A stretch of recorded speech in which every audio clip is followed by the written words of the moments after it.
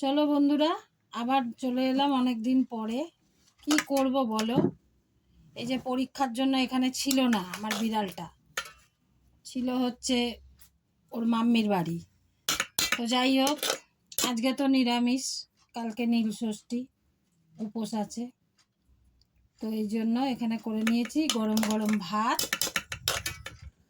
এই যে দিয়ে দিলাম গরম গরম ভাত, আর দেখাচ্ছি তোমাদের। একটা তরকারি করেছি এরকম, দেখো।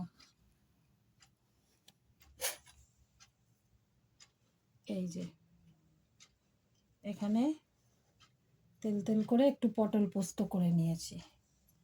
এই যে দিয়ে দিলাম,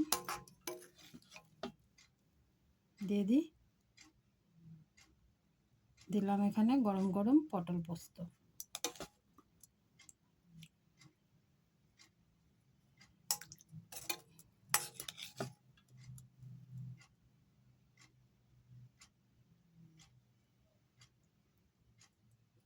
তো চলো, জানিও এই পটল পোস্ত খেতে তোমরা কে কে ভালোবাসো। শুভরাত্রি, টাটা।